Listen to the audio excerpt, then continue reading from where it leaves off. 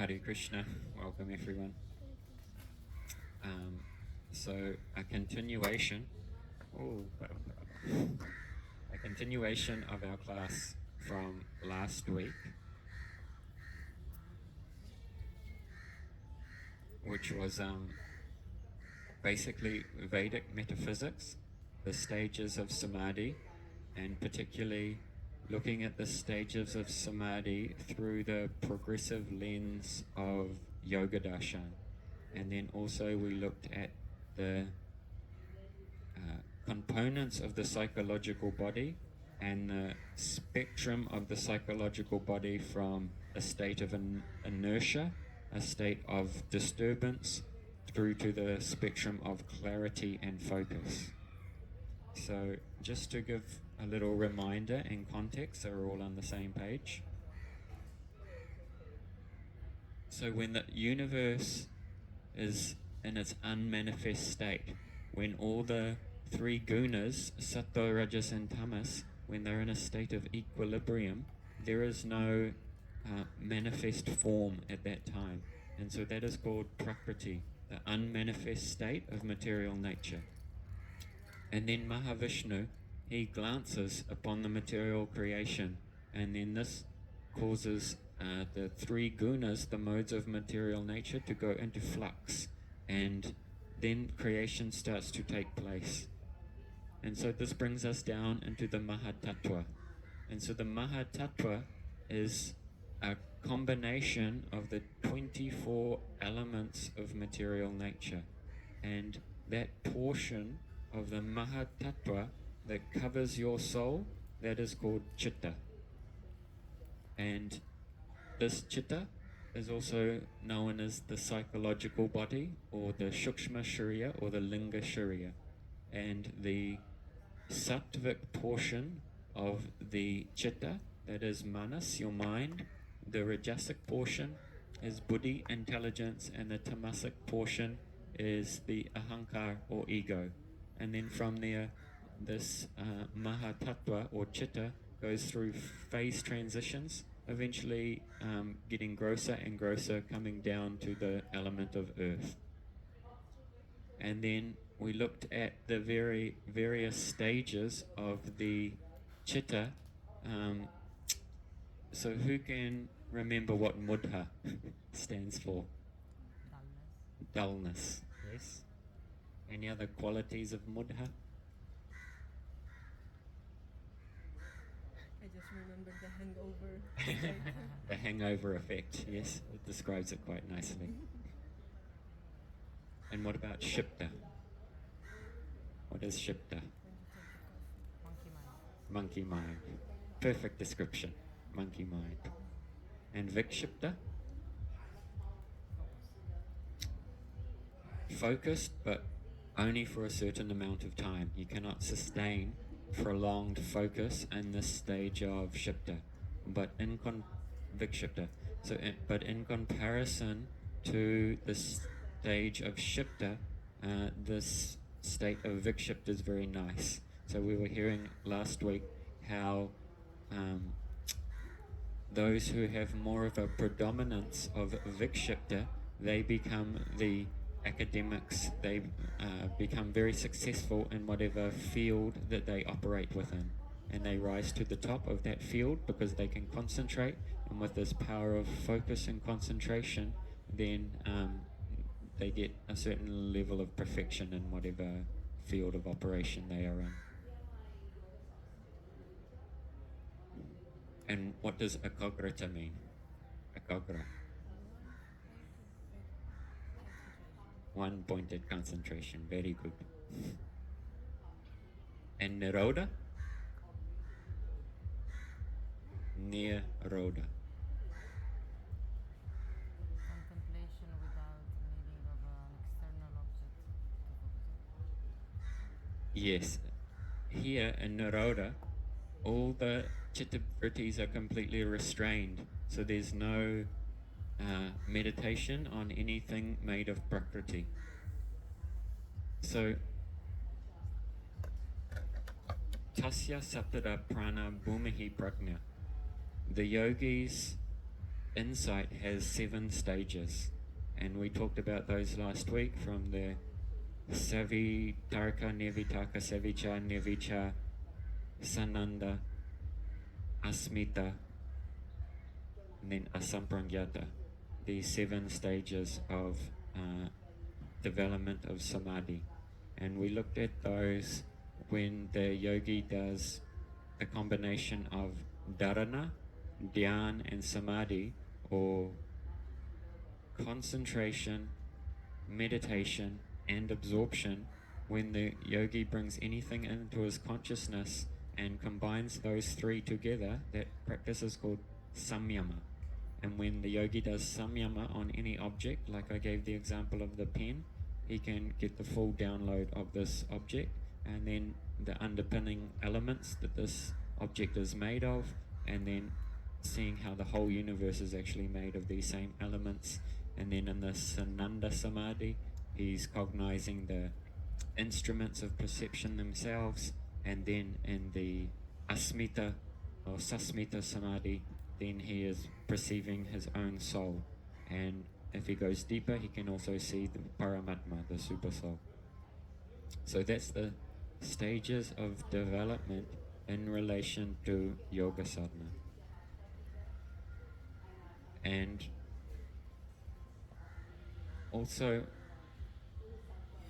because most of us, we're fluctuating from Mudha to Shipta, with maybe the occasional Vikshipta, then all of our samskaras, they are all within this field also. So this is like a feedback loop, and it just keeps us Mudha, Shipta, Mudha, Shipta, Mudha, Shipta. And unless we go into deeper states of meditation, with absorption, with concentration, with focus, we will not be able to cross over the threshold of just being stuck in this hamster wheel of oscillation, Mudha Shipta, Mudha Shipta, Mudha Shipta. Because when you're absorbed in the ekagrata, then these experiences of samadhi, those impressions will begin to overpower the impressions of the Mudha and Shipta. And you have to stay in this state for prolonged amounts of time. It's like Gurudev gives the example, if you put a lump of iron in a fire and then you take it straight out, it's not hot. And again you put it in, and again you take it out, it's not hot. But if you put it in and you leave it for a long time, then it fully takes on the qualities of the fire. It becomes red hot, the same color, everything. So we have to be fully absorbed in this state of ekagrata, and then those very powerful samadhi impressions, they will begin to clear away these stored impressions of the lower vibration. And when we're just oscillating between these states of Mudha Shipta, even Vikshipta, you can't get any true knowledge actually. So you can't make any real advancement, and it's practically impossible for you to discern between matter and spirit. What is matter and what is spirit?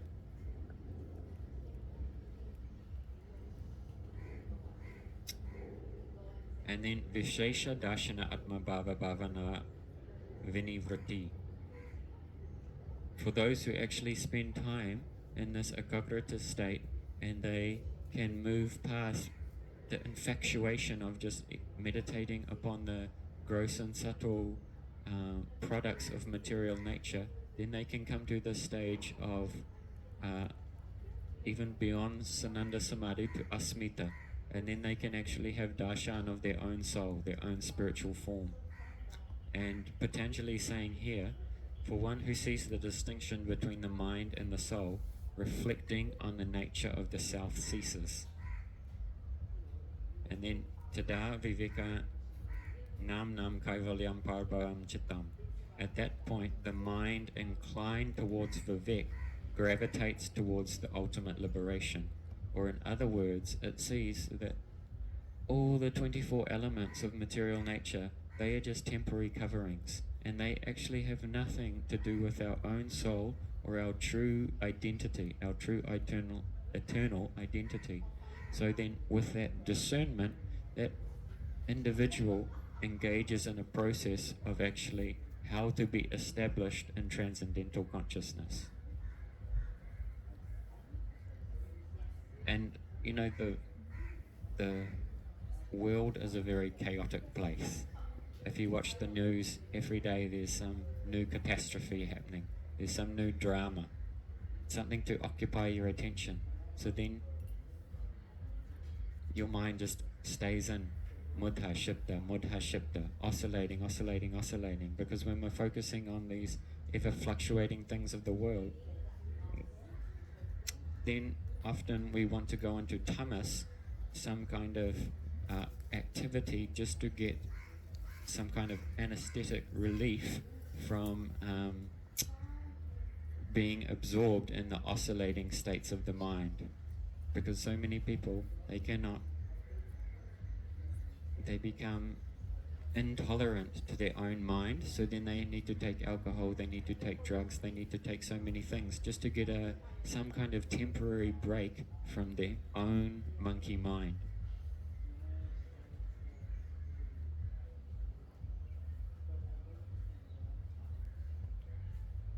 And you know, sometimes there's resistances in the mind.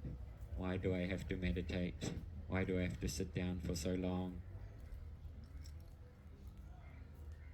Why can't I just do something else? But we want to understand very clearly what this practice of sadhana is doing and where it's taking us and the effects that it's having on the chitta. We want to have a very clear roadmap. Otherwise, we'll be doing our practice, but we'll have no real actual idea of the actual mechanics of it and actually what we're trying to attain and what direction we want to move in.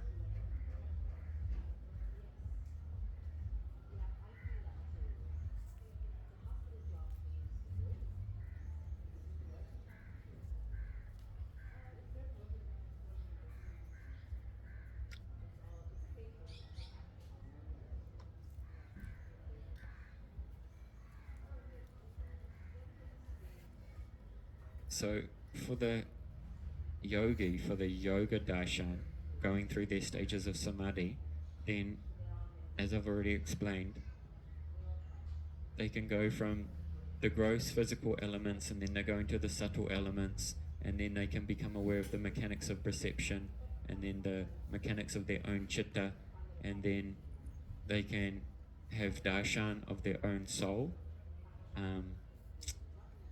And so that is called ta eva sa bija samadhi. It is samprangata samadhi, or a samadhi with a seed. But apart from their soul, all the rest is products of material nature. So there's samprangata samadhi that is with bij, with seeds, but those seeds are all prakriti, either gross forms of prakriti or the subtle forms of prakriti. But either way, it's all material nature. And nivichara vaisharade dayatma prasadaha. Upon attaining the clarity of nivichara samadhi, there is lucidity of the inner self. So when you move beyond just exploring the gross and subtle elements of the world, and then you can see your own soul. And Tajcha samskaro naya samskara pratibandhi. The samskaras born out of that truth-bearing wisdom obstruct other samskaras from emerging, because it's only from the stage of ekagrata that we can get real true knowledge, to actually see things as they actually are. Otherwise, our only option is to see things through the lens of the stored samskaras we have in our chitta, the stored impressions we have in our mind. So you'll never actually be seeing anything actually as it is until you come to the stage of ekagrata. You'll always just be seeing a facsimile, a replication in your own mind, and that mind, that facsimile, will be shaded by the samskaras that you have in your chitta. So you may think, oh yes, I know this thing very well, what it is, but actually unless you're in the stage of Ekagrata, there's no chance. It's quite profound, actually.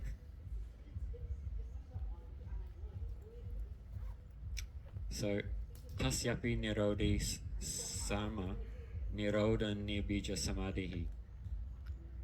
For the yoga darshan, upon cessation of even those truth-bearing samskaras, near bija samadhi, seedless meditation absorption ensues.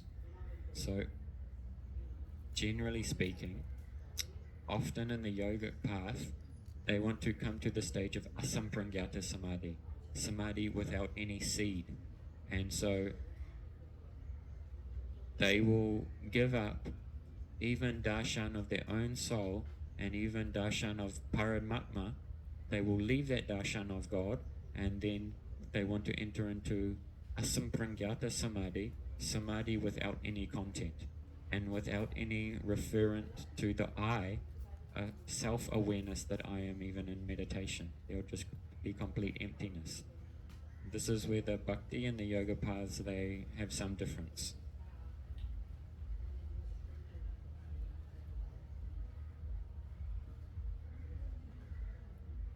So, I went through last week what happens when we do the samadhi on a pen, just to give an example, or on the material nature. Now, what happens when our object of samadhi, concentration and focus, meditative absorption, is the holy names of God?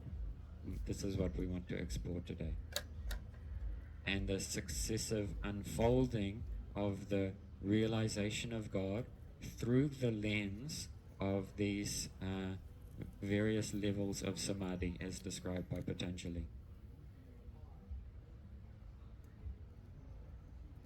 Here's a nice little poem. It's called If You Are Elated by the Divine. If you are elated by the divine, even for a moment, the world grows too small to contain you. A heart made of gold by the Almighty vanishes from the world, freed. Celebrate that eternal friend. Don't stay in your skin like an ephemeral flower. Go on, break out of your mortality.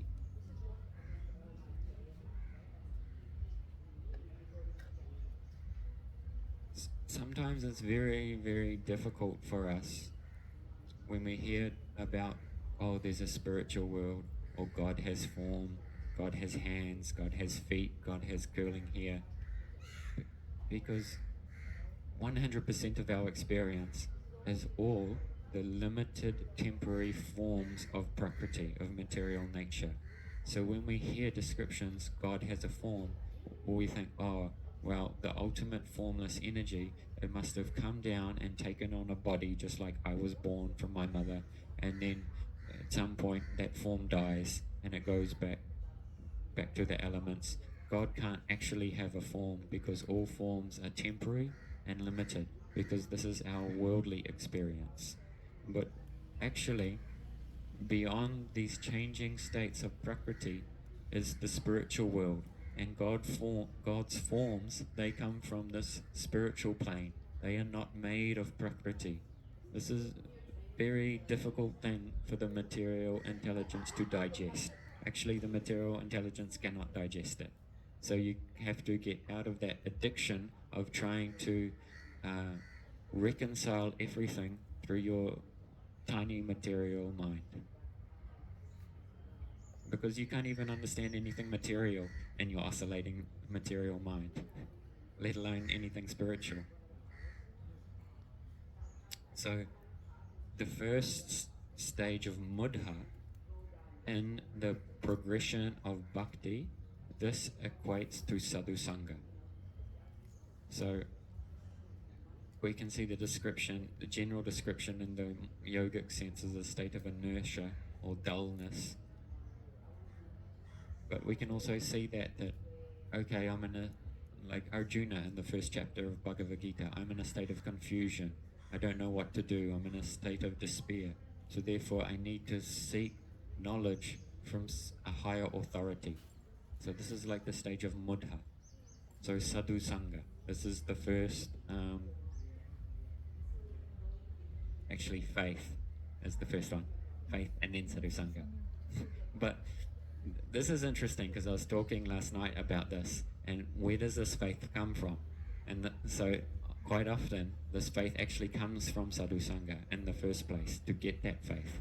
But maybe that sadhusanga is very indirect, like they just put a merciful glance upon you in one life, or some indirect means of sadhusanga, and then from there there's a progression to shraddha, and then from there a more solid sadhusanga comes. So it can be subtle like that. So then when you have faith, you have some insight, you have some intuition, there must be something more to life, something more than just being stuck in a job that I hate for 40 years, trying to pay my mortgage, being a slave to the bank, and then when I finally pay it off, then I get cancer and then I die. Like, there must be something a little bit more to life than that. So you have some intuition, some shraddha, some faith, some sense that am I really just nothingness, a random accident of collision of molecules and life is meaningless, or is there something more to all of this? So some level of faith is there, and then that leads you to seek out a higher understanding of these things. So by good fortune, gradually we can come to sadhus, we can come to guru, and then in sadhu sangha, under the guidance of guru, of one who has seen the truth, who's one who is established in the transcendental reality, or from the teachings of the scriptures, then we can start to engage in the practice of bhajana kriya, of engaging in spiritual sadhana to cleanse all these unwanted impressions and behaviors in the heart. And this is quite a process, actually, because since beginningless time, we have been collecting so many unwanted things in the heart. And actually our whole body even is just a lump of condensed karma from previous life. So our whole existence is reactions from past activities. So, and actually it's only by coming into sadhu sangha and under the shelter of guru that you can really engage in this practice of bhajana kriya to actually have anatta nivritti. Because if you're just trying to do it under your own effort, then you'll get sukriti. You'll get some credit in your spiritual bank account, but there'll be no connection to a higher shakti, a higher energy that will actually allow you to eradicate these deep-seated impressions from the heart. So that shakti only comes from connection with guru. Otherwise, you're getting some credit in your spiritual bank account, but it looks like you're doing the same practice, but it's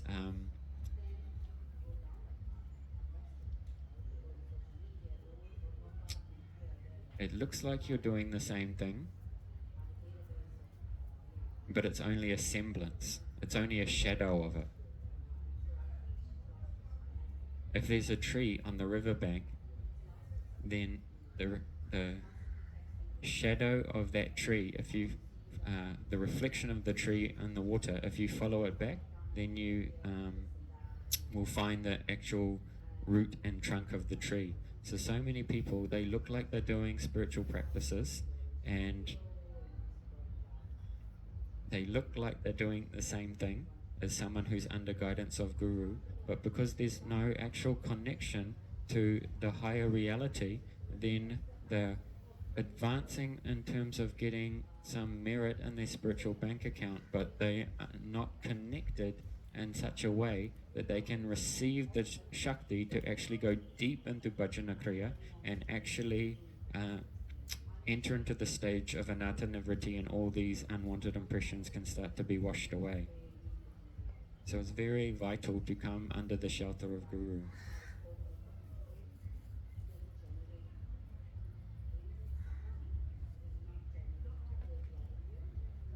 There's a quote by Plato: "Those who don't know must learn from those who do." It's from his Republic works. So Gurudev, he gives us the process of how to deeply, Chaitodapanamarjanam, cleanse the mirror of the heart.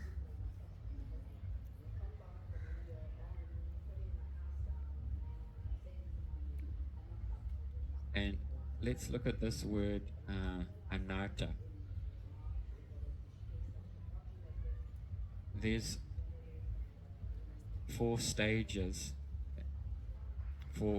There's actually 5, but often 4 stages are mentioned in the Vedic system.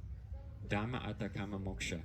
So Dharma, when you do your prescribed duties well in life, that leads to Artha, some wealth, some prosperity. So Anartha, that means those obstacles that are there impeding you to flourish in your ultimate spiritual evolution.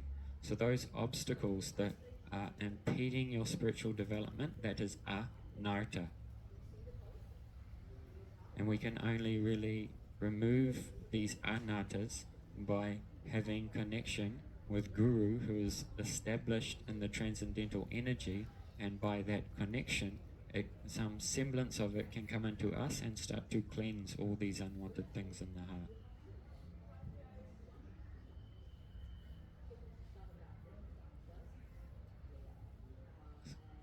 So that's the first 3 stages. Shraddha Sadhusanga, Bhajana Kriya Natha Nivriti, through the lens of Bhakti. And then let's look at what Bhakti looks like in the stage of Ekagrata.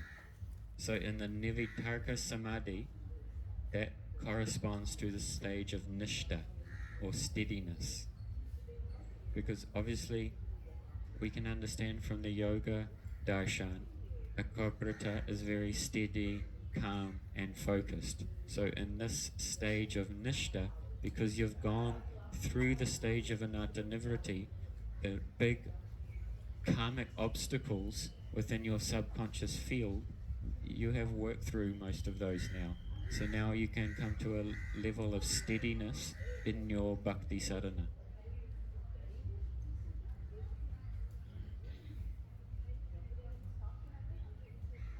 And also in the stage of Nishtha, because this relates to when we're chanting japa now, you can have a reflection of the form of Krishna in your steady consciousness.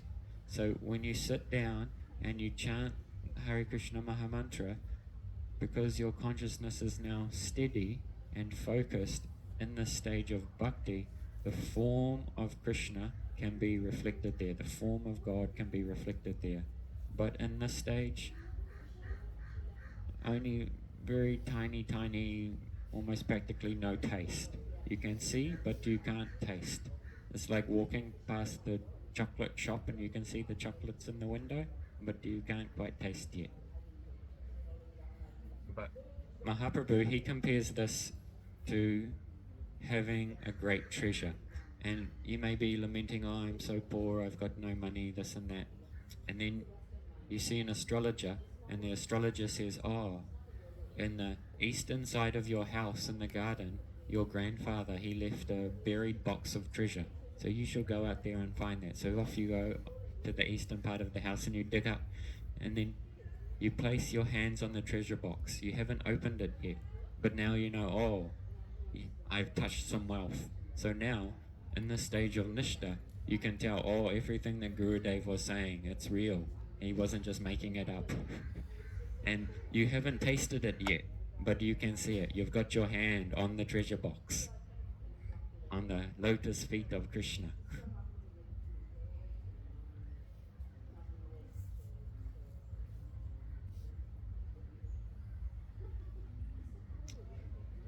And then his qualities start to become manifest. Nam, Rup, Gun. But not quite his sweetness.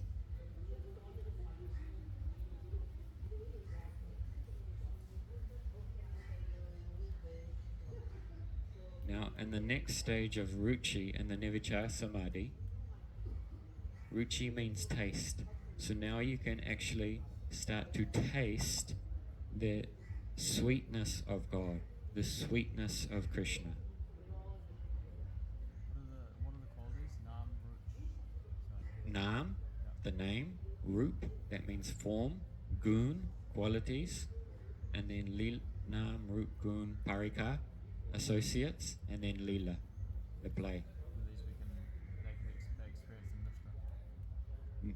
Nam, Rup, and Gun can be experienced in Nishta. Because you said you can experience those, but you can't taste the sweetness. Yeah, so we can maybe say that even Gun, you can see the qualities, but you can't taste them. Because that doesn't make sense to my mind. You can see qualities because I'm thinking from this in the material sense what we're used to. If I can see the quality, understand the qualities of someone, I can appreciate who they are. So it goes kind of hand in hand. Experiencing the sweetness to me as knowing the qualities. It's interesting. Well, just like we can understand that we've heard that there's different forms of Bhagavan, different forms of God, and those different forms of God, they have different qualities. So we know intellectually about that, but maybe we can't taste yet. So in the same way, we can see, even if it's just thinking about it, but we can't taste, right?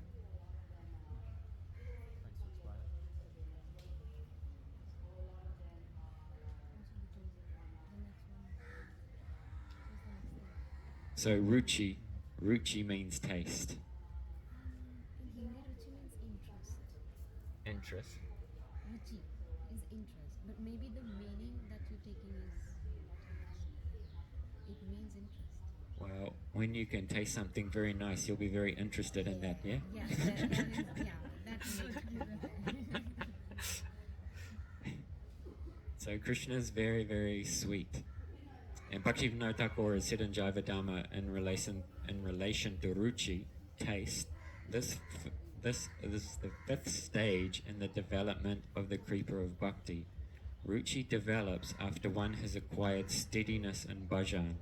At this stage, with the awakening of actual taste, one's attraction to spiritual matters such as hearing, chanting, and other devotional practices, they exceed one's attraction to any type of material activity.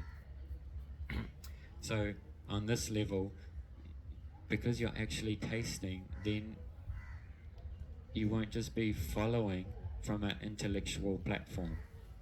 And Rupa Goswami said this is actually where Raganuga Bhakti actually begins, because you have to be tasting something before you can actually really follow from this level. And this is also the level of real paramatik shraddha, real faith on the soul level, because you've actually realized it. So also in the stage of ruchi, nam, rup, gun, parika, lila, or parika. Now his associates start to become manifest in your consciousness. Radharani, Vishaka, Lalita, Nanda, Yashoda, all the cowherd boys, all of Krishna's associates, that can start to be manifest in your purified chitta, which now has the ability to taste the sweetness of the transcendental realm. Because you can't follow a speculation, you must have some realization. So, Raganuga Bhakti, following out of spontaneous devotion is not possible before the stage of ruchi, because there's two kinds of devotion. That which is impelled by following the rules and regulations which you have read in your scripture. You should follow this or go to hell, or some version like that. That's being impelled by the rules and regulations. Or there is Raganuga Bhakti, when your devotion is impelled by tasting the spontaneous sweetness of God. And this is a very big difference.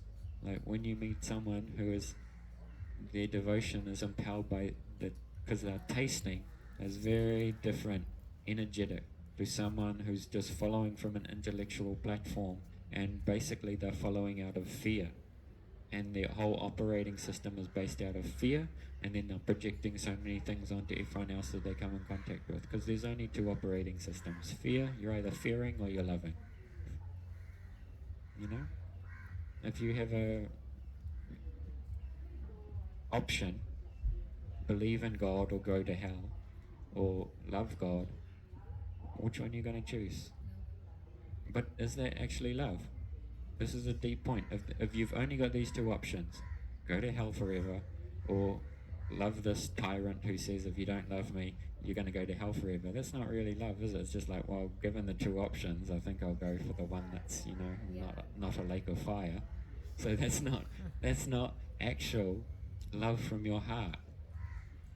So It's temporary. it's like a Stockholm syndrome. So that's not the kind of relationship with God that we actually want to cultivate, because God has everything, but he doesn't have your love, and he can only receive your love if you're voluntarily giving it with all your heart. That's the love that he actually wants. Krishna even says in Sastra, this love empowered by rules and regulations and all these things, it doesn't actually please me. He wants this pure love, this voluntarily giving it. That's what he actually wants. Devotion. So in this stage of ruchi, now one is actually coming to the level of taste. So we can see in all different traditions around the world, very few actually are on this level of ruchi. And so often, if one's not actually tasting, then they're really just following some concept that they have in their head. And then if my concept is different to your concept, then I must somehow convince you that my concept is the right concept. And depending on which concept you follow, it might be either you follow or you die by the sword, or some variations of this. And this is, happened all throughout the history of religion on this planet, because people are just following concepts. They're not on this level of ruchi. Because if you're actually on this level of ruchi and you're tasting the sweetness of God, how can you be killing people, trying to convince people to follow your concept? They don't go together. So how sweet is Krishna? Adaram Maduram Vadaram Maduram Nayanam Maduram Hashitam Maduram Hadaram Maduram Gananam Maduram Madurad Bhakti Akilam Maduram. Krishna's lips are sweet, his face is sweet, his eyes are sweet, his laughter is sweet, his heart is sweet, his walking is sweet. Everything about Krishna is sweet, because he's the original Lord of sweetness. Vachanam Maduram, Charitam Maduram, Vasanam Maduram, Valitam Maduram, Chalitam Maduram, Brahmitam Maduram, Madurad Bhakti Akilam Maduram. Krishna, your speech is sweet, your nature is sweet, your garments are sweet, your bent posture is sweet, your walking is sweet, your creation of confusion is sweet. Everything about the original Lord of sweetness is sweet. So this is quite a different vision to the tyrant in the sky, just making people love me or go to hell. It's a completely different vision of the divine, because that vision is just a projection of oscillation based on our experience here on earth, on the Panch Mahabhuts. It's so limited. You haven't even got higher in the material nature and trying to perceive God through that level. So we're always superimposing. See, so this is the thing. We can't understand anything. We can't have a clear concept or idea about anything until we come to the stage of Ekagrata. Or we're just oscillating with thoughts, perceptions, and projections that we superimpose on everything in the state of mudha and shibda. So naturally we project that onto God, because our samskaras are coming in these stages. Oh, what is God like? Then my experience here on earth is, if there's some powerful person, he's like a king. or he's like some powerful personality and he rules on a throne. All of this is just worldly projection. It's not based in any actual clarified consciousness. And even so many Christian saints in their levels of Samadhi, they have also seen the divine seated upon a throne in the forest, surrounded by so many maidservants, even in the Christian traditions. So what does God actually look like when we come to the state of Ekagrata? Madhura the Bhakti Akila Madhuram, very, very sweet, not the tyrant.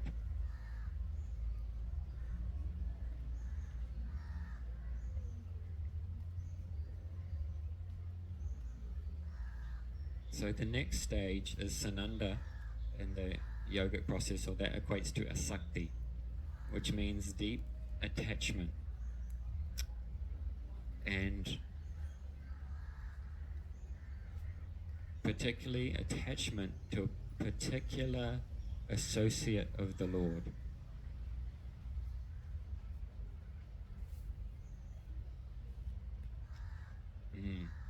And so this is very deep, because just like in the Samapati, the yogi's chitta can take on the form of the object, and it's perfectly replicated in the chitta of the yogi.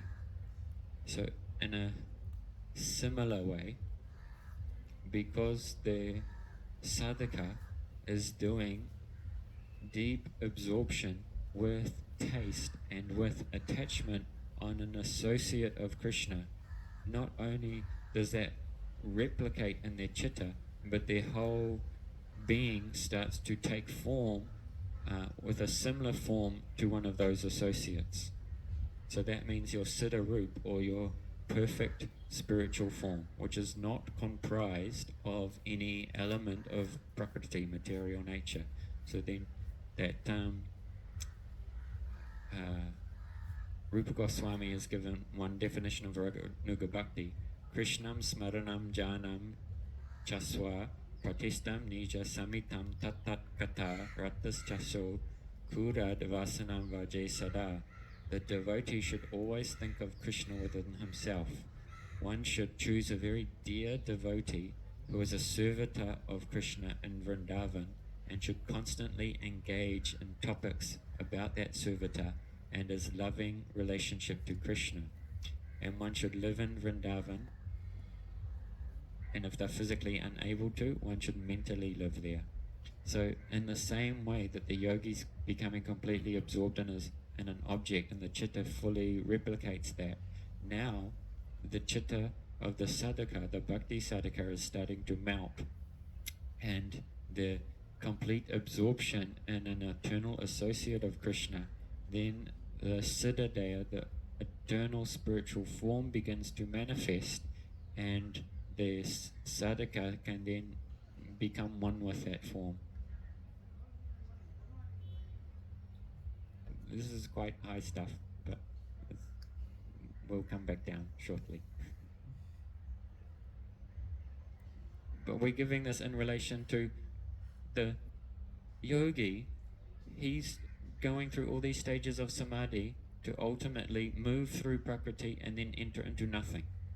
But the bhakti sadhaka, he is doing his ekagrata, focus on Mahamantra, the divine names of God, and then just see where that leads the bhakti sadhaka. Very different option becoming manifest for the bhakti sadhaka, because his object of absorption is the name of God, and the name of God is transcendental and is comprised of spiritual energy, which is beyond the prakriti.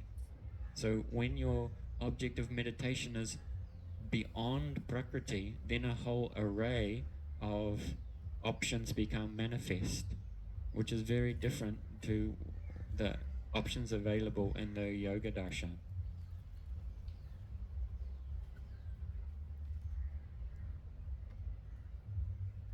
So when the sadhaka is still in this world, and they are remembering their eternal associate of Krishna, and then internally in their spiritual form they are starting to serve, and then outwardly and inwardly they are starting to serve. And then by serving in the Siddha root, the spiritual energy actually melts this chitta completely, and that's called bhav. So this next stage, which is related to sasmita. So sasmita in the yoga darshan, that means a sense of I-ness, but not the material ahankara I-ness, but the actual eternal I-ness related to your atma, because the atma, the soul, is eternally individual, and it eternally has this feature of I-ness or individuality. So this stage of individuality of the soul in the progression of bhakti and bhav, that is related to the sense of I-ness of your eternal spiritual form.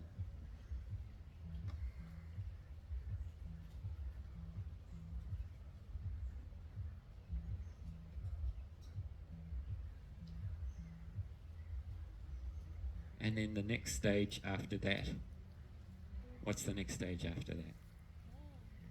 Very good.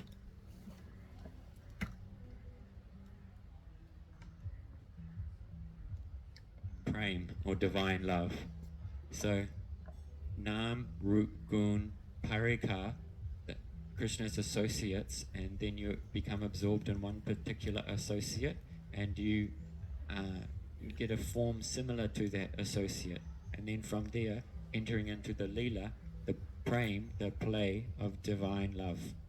So this is the trajectory of the Bhakti Yoga. He's not going through all the sadhana, getting up early in the morning, chanting rounds, going to Mangaladi, offering the food, coming to Goa, doing all the service, just to merge into nothing. What a bow bow. This is not the aim of the Bhakti Yoga. Do all that for nothing.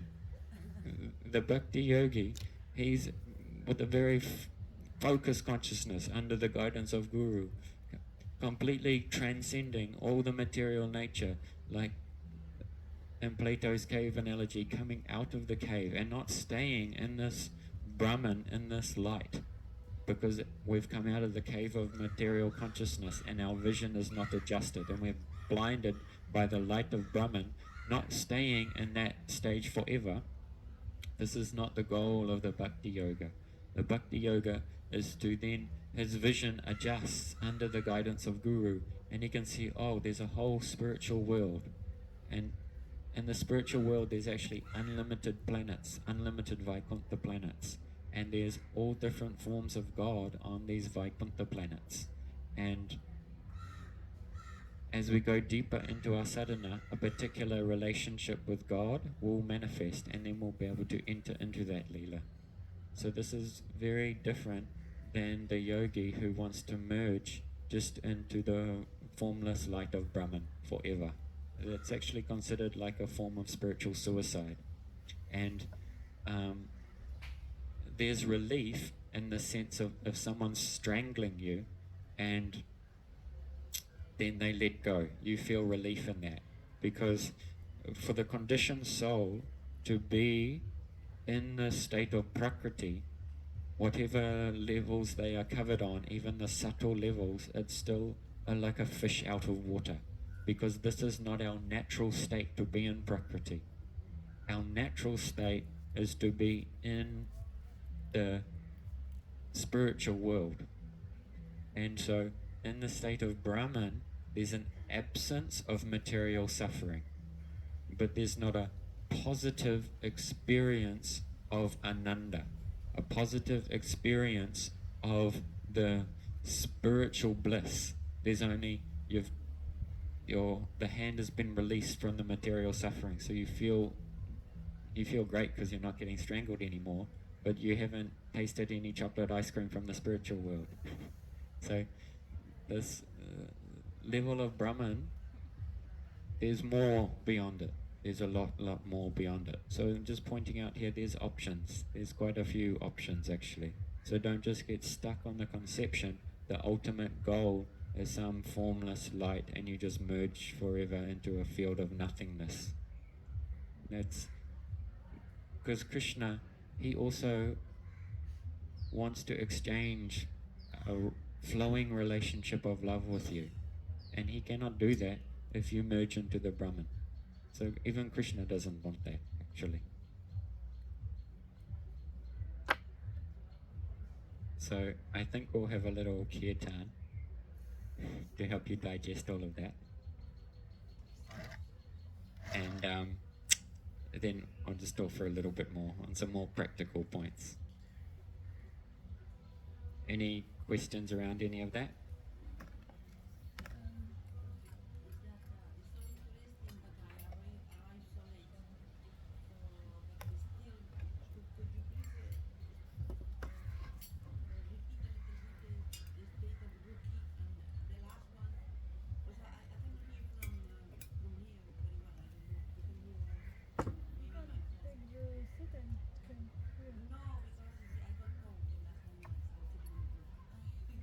Bring the seat. You can bring the seat closer.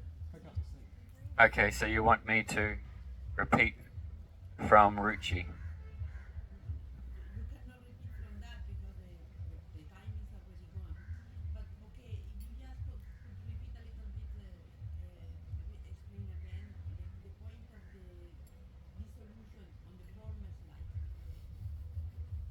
On the point of the dissolution of the formless light.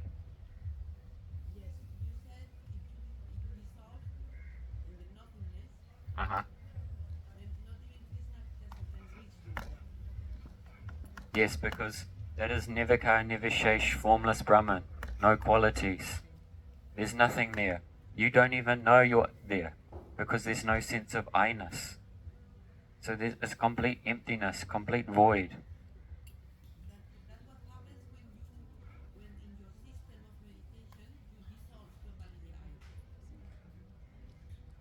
This is the Nivikalpa Samadhi, or the Asamprangyata Samadhi for the yogi, where there is no gross elements manifest, no subtle elements manifest, no awareness or cognizing of the senses, not even an awareness of the individuality of the self, no I am meditating. Also that is gone, just complete emptiness. That is the experience of Brahman.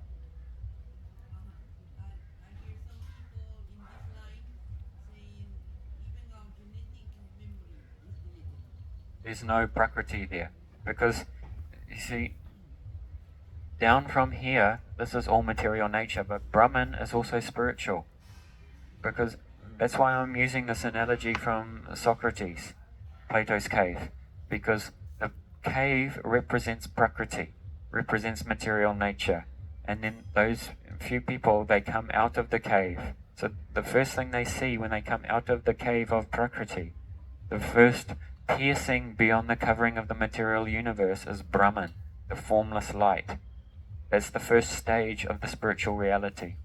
So in that stage of Brahman, it's Nivika Nivishesh, no form, no qualities.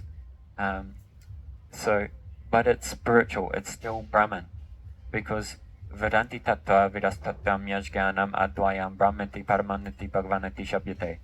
For those who have seen the truth, they all agree the truth is Advaya Gyan, non-dual. There's only one truth. But that one truth can be realized in three ways. First is Brahman, when you come out of the cave, the formless light. And then Paramatma, the individualized soul in every living entity, and seeing God as the regulator of the material world. And then in the final stage, Bhagavan, which is a lot more developed level of God realization. So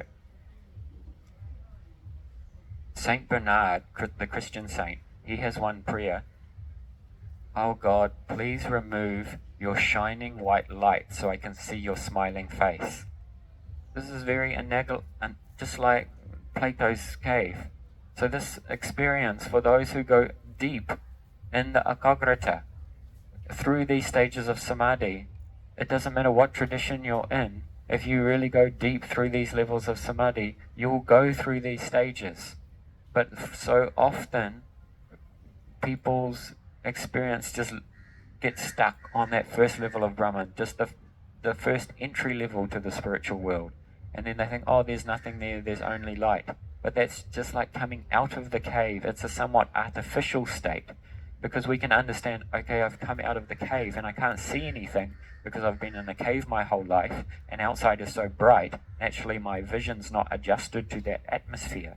But as my vision adjusts under the guidance of a qualified guru, then I can see, whoa, there's a whole world out there. There's a beach and there's trees and there's people in Goa and there's so many things going on. So it's so profound, actually. And this is in so many different saints and so many different traditions. They have described this in their own way.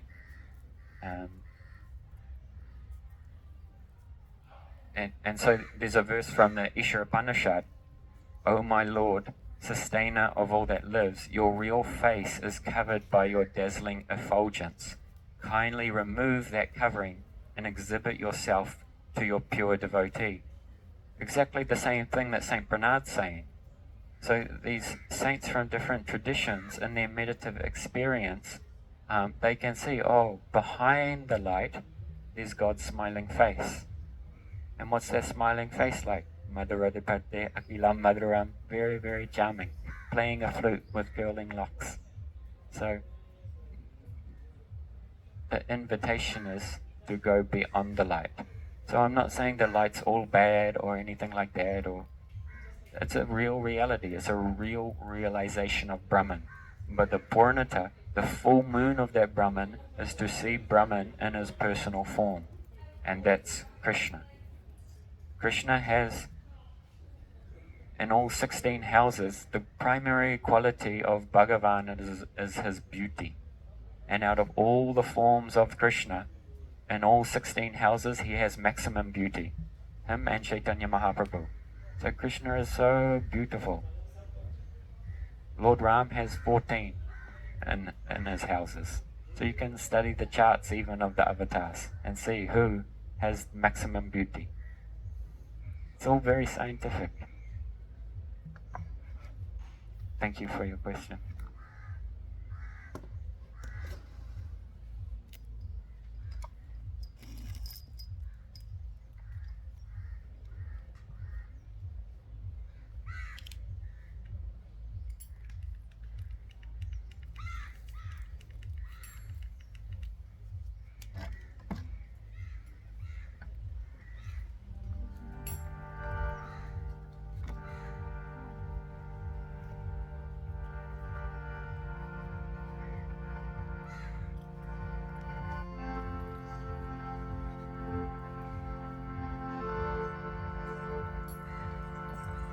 Hare Krishna, Hare Krishna, Krishna Krishna, Hare Hare, Hare Rama, Hare Rama, Rama Rama, Hare Hare. Krishna, Hare Krishna, Krishna Krishna, Hare Hare, Hare Rama, Hare Rama,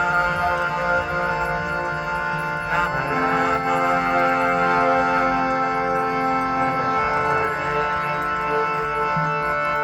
Hare Krishna, Hare Krishna, Krishna Krishna, Hare Hare, Hare Rama, Hare Rama, Rama Rama, Hare Hare.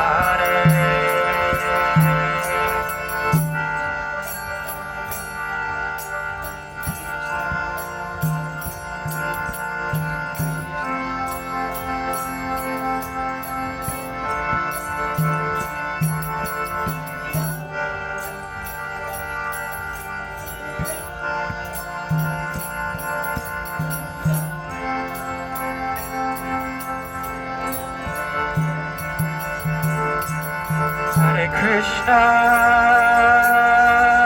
Hare Krishna, Krishna Krishna, Hare Hare, Hare Rama, Hare Rama, Rama Rama, Hare Hare.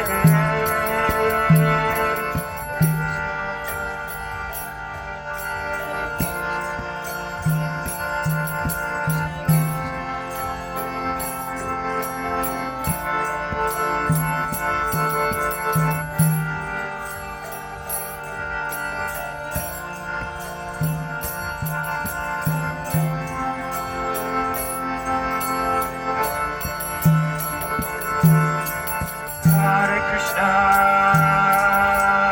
Hare Krishna, Krishna Krishna, Hare Hare, Hare Rama, Hare Rama, Rama Rama, Hare Hare.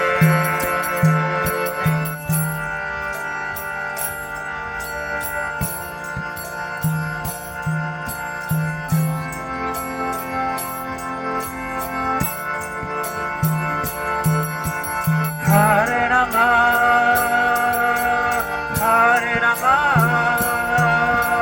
Rama Rama, Hare Hare, Hare Krishna, Hare Krishna, Krishna Krishna, Hare Hare, Hare Rama, Hare Rama, Rama Rama, Hare Hare.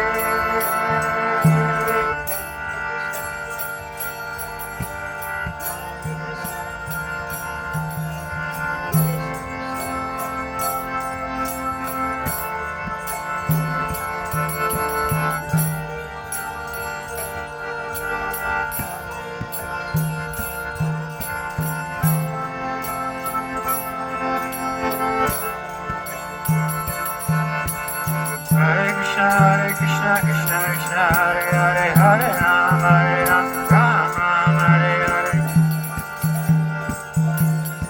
Hare Hare Rama, Rama Rama, Hare Hare Krishna, Krishna Krishna, Hare Hare, Hare Rama, Rama Rama, Hare Hare.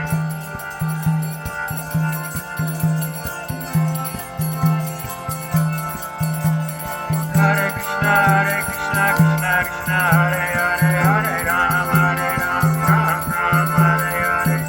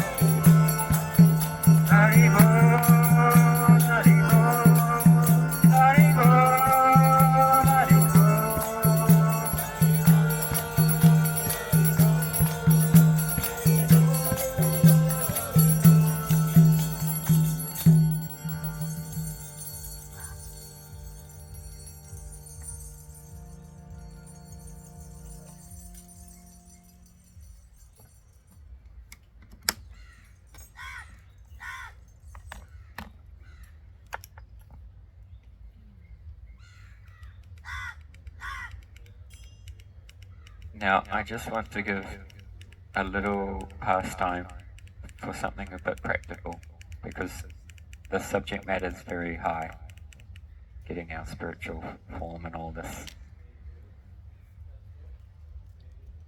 But you'll see there's a similarity between the yoga process and this process of bhakti.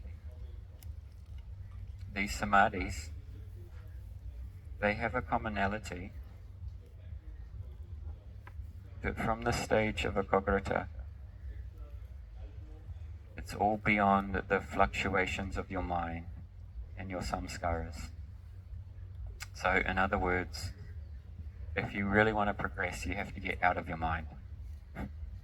You have to be out of your mind. So in the 11th canto, 13th chapter, Krishna's instructions to Uddhav. Uddhav's asking about the yoga system, and Krishna is recalling a time when the 4 Kumaras, they inquired from their father, Lord Brahma, that we hear, like in the description of Patanjali, that yoga is chitta vritti nirodha. Yoga is the cessation of these oscillating mind states.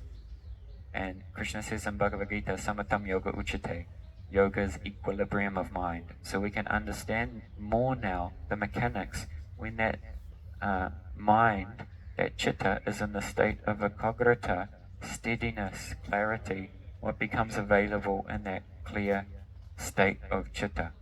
But then a very interesting and very pertinent question is asked by the four Kumaras.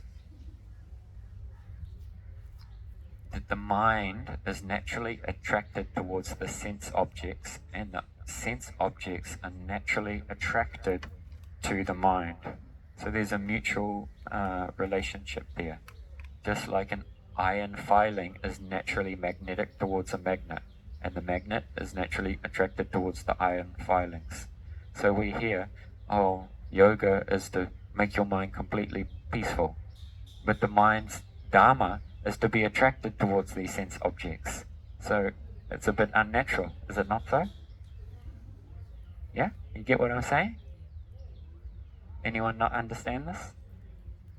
Cannot have a link with how nature is created. Like we are created to live in nature, so we need our senses, like to be aware of what is happening, danger, how to find food. I think the nature of the brain, right?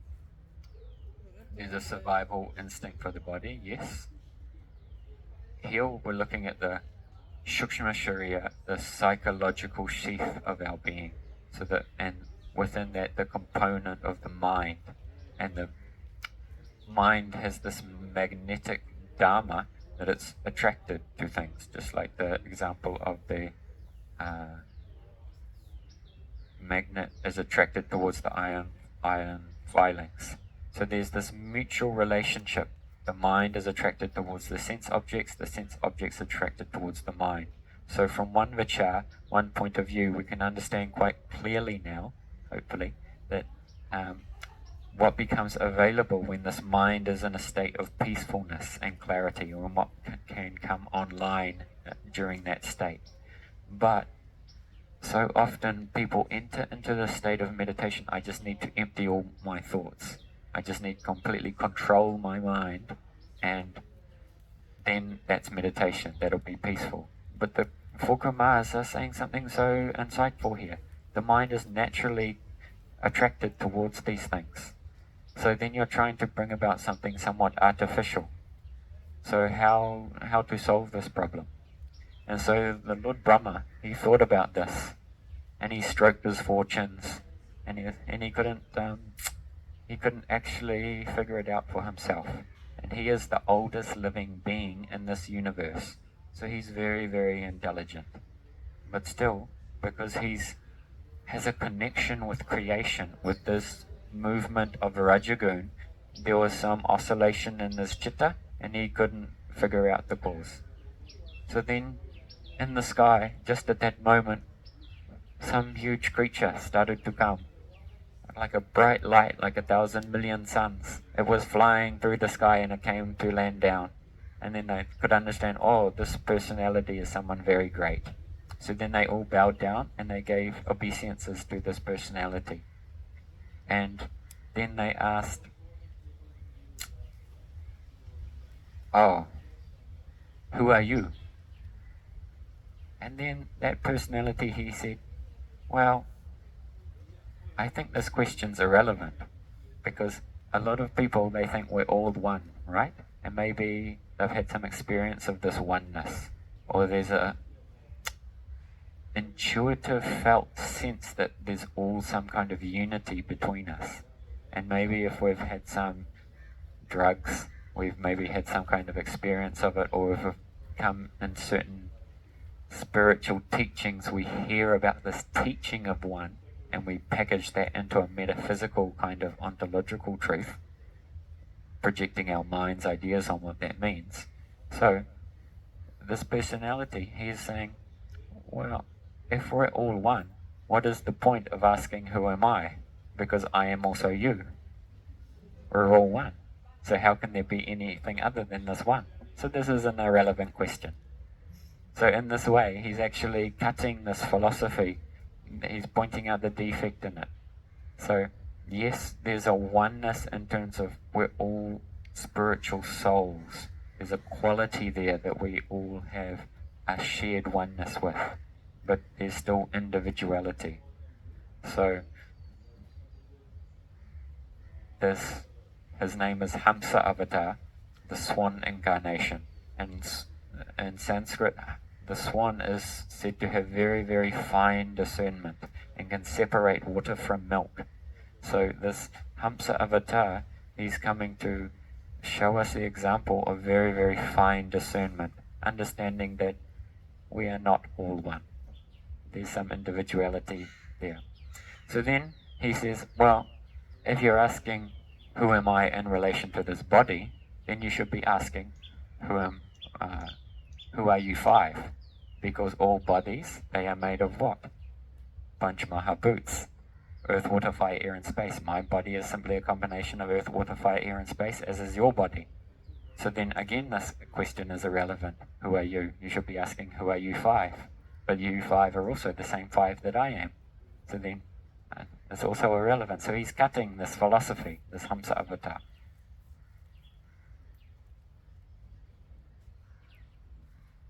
So then he's saying, well, it appears that in asking my identity, you are merely speaking words without any real meaning or purpose. Because if you believe we're all one, we're all the same thing, well, what's the point in engaging in this conversation? Because I'm talking to myself anyway. There's no one here but me. Is it not so?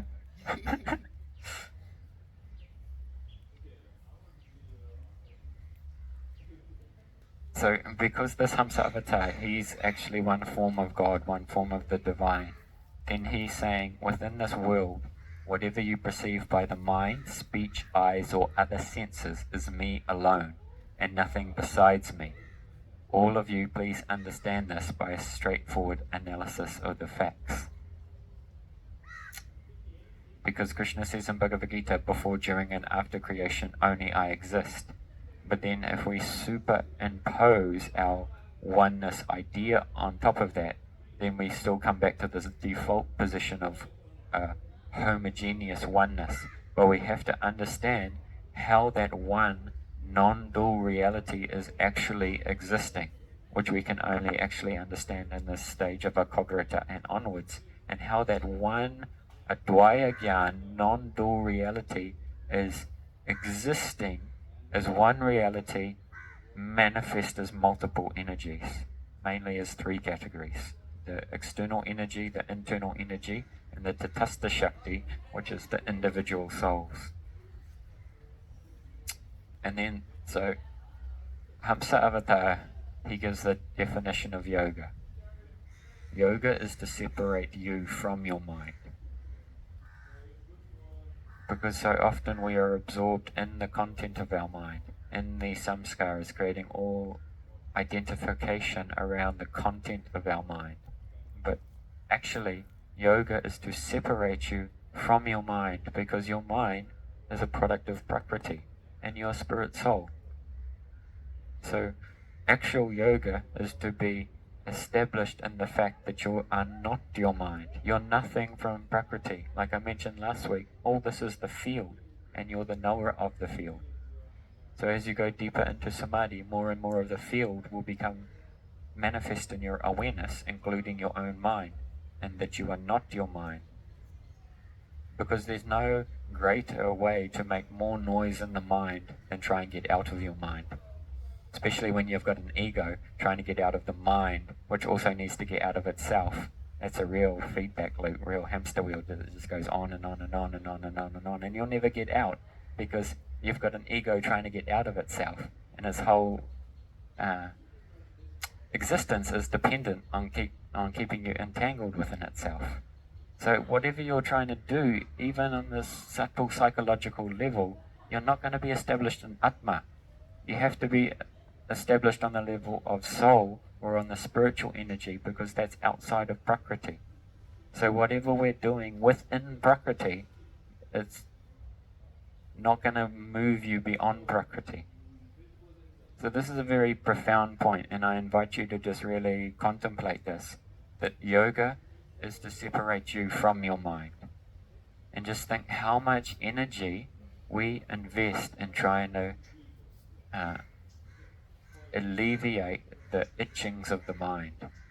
Our whole existence from waking to sleep is all just trying to alleviate the itchings, the constant scratchings of the mind. Is it not so? And we think, if I just do this, if I just have this spiritual experience, then my mind will all be peaceful. Your mind's got nothing to do with it. So Samadhi is about having a point of reference that's not just some workings of your own mind, that's something, an experience outside of that, and having a point of reference of something outside of your own material coverings. And the more and more you can be in that, then those impressions will begin to override, and they will become the central point of reference for your existence, rather than the central point of reference being your samskaras and mudha and chitta. So it's a very, very practical thing. And the more we can be in that state, that's also out of the mind. So then, in that sense, it doesn't even matter what the mind's doing, because you realize you're not your mind. It's just like if you're walking through a big city and you look up and you see big skyscrapers and you think, oh, that's so immense. And then you get on a jumbo jet 36,000 feet in the air and you look down on those little skyscrapers, they're like matchsticks. So in the expanded states of meditation and awareness, the mind still may be doing its function, but your contextual horizon is so expanded, it doesn't even matter. But when we have not been able to transcend that, then we're always engaged in this unending endeavor to try and bring this mind under control, which is naturally gravitating towards its sense objects anyway. So there's two angles here. Yes, we should always try to make the mind more peaceful, make the mind our friend, but at the same time we also need to realize I'm not my mind. And it's a bit like if there's a barking dog and you become very fearful, the dog picks up on that energy and then it gets more and more loud. Yeah, it happens. But if you just ignore that dog, often it just will come and sit at your feet. So your mind is like that. The more you resist, the more it persists, the bigger the inferno becomes, and what do you know? Your whole life's over, another incarnation. But if you just, there, darling, I know you're suffering, then it becomes just like a little puppy dog sitting at your feet. Of course, there will be times that it will pull you in, but this is very helpful, I can say, to understand yoga is separating you from your mind. So you can think about that in your own experience and what that means to you. Wise wisdom from Hamsa Avatar. So that's all I want to say for this time. Thank you for very patiently listening. But I wanted to give something a little bit practical at the end, because all this is quite high and lofty, but we have to understand we can only realize it when we get out of our own head. Otherwise, all we're doing is perceiving everything through the samskaras in our head and projecting that onto everything we hear, everything we see, and no solid truth in any of that. There can be relative truth for sure, 100%, but absolute truth, no. Any questions, feedback, complaints? I don't know, maybe I wasn't listening well, but can I pass the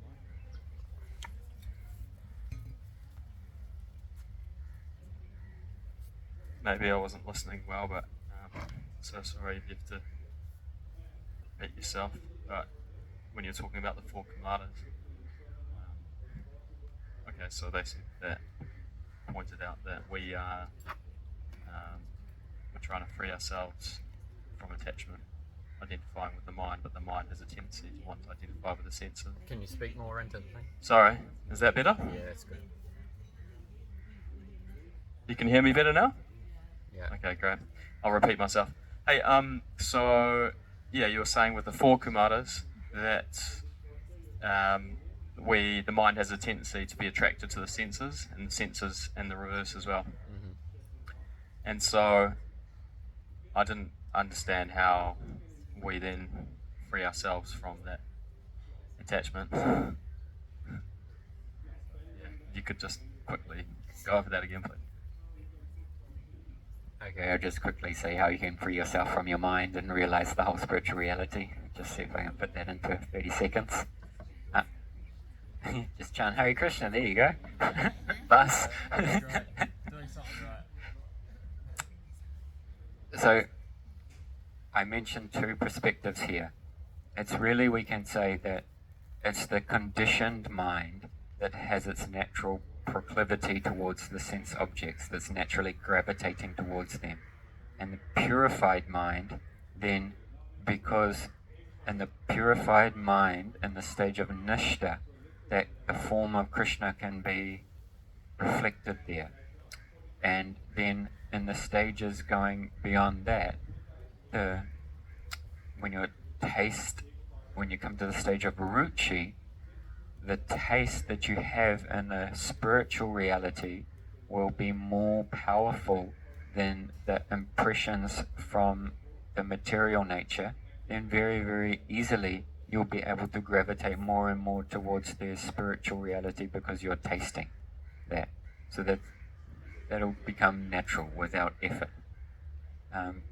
But in the meantime, we want to try to make our internal atmosphere plus our external atmosphere as sattvic as possible, and then the mind will become more peaceful, and then in that more easily we can progress.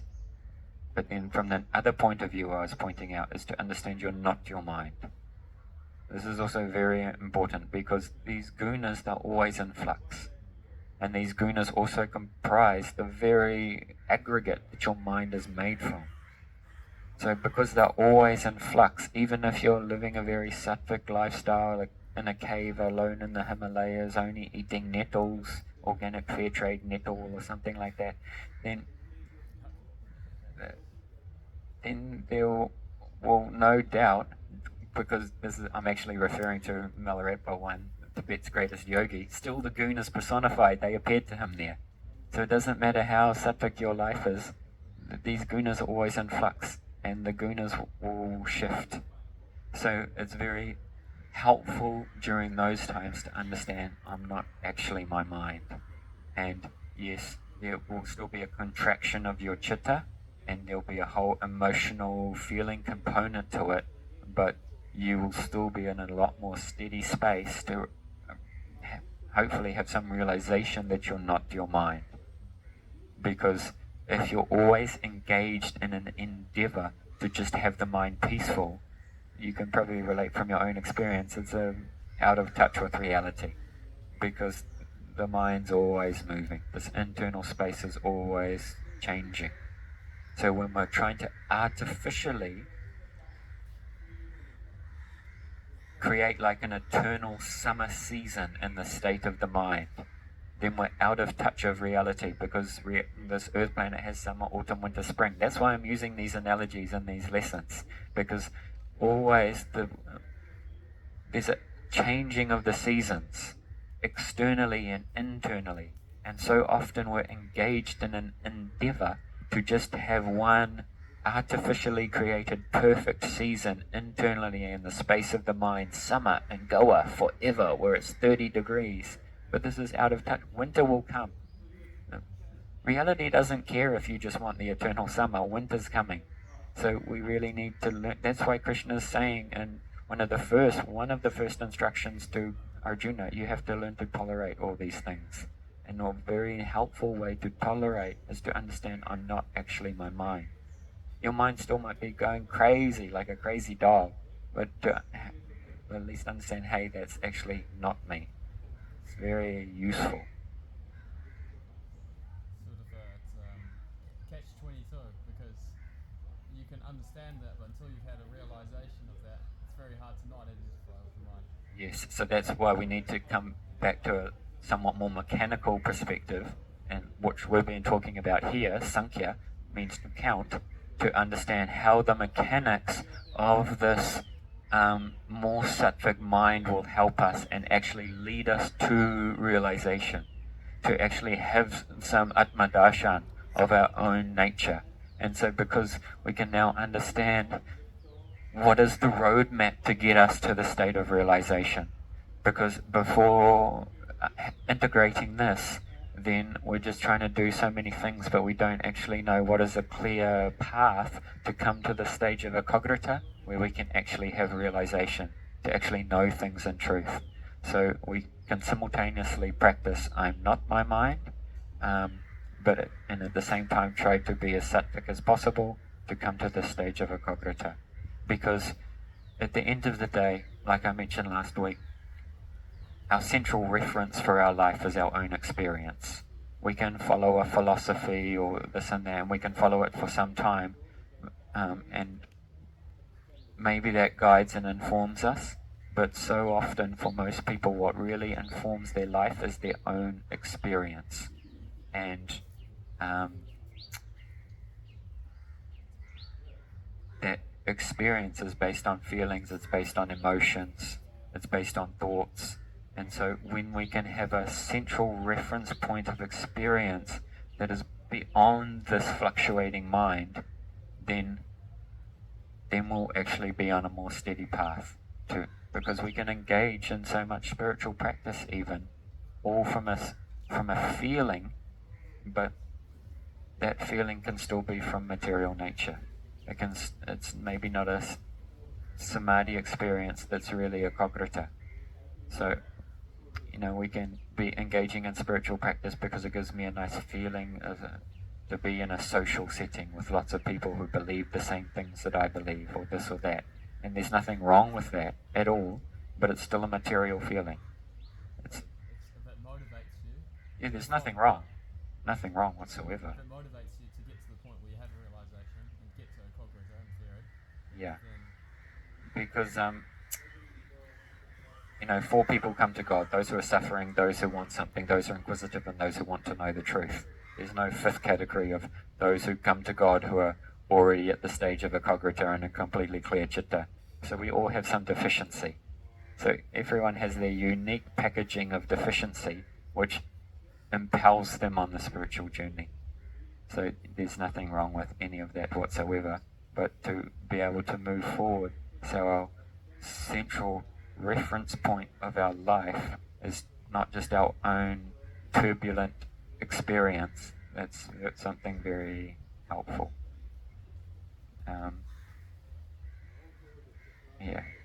I'll just leave it at that. It's fine. Enough talking. Any other questions?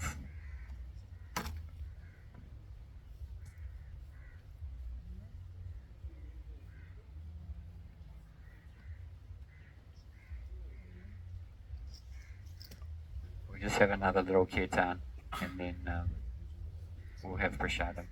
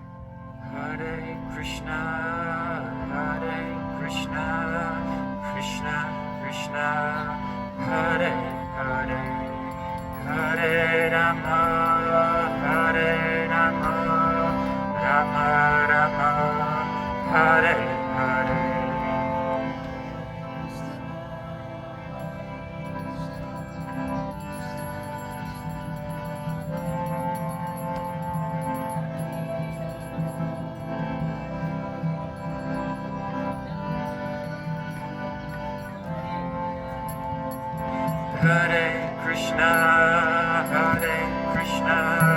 Krishna Krishna, Hare Hare, Hare Rama, Hare Rama, Rama Rama, Hare Hare.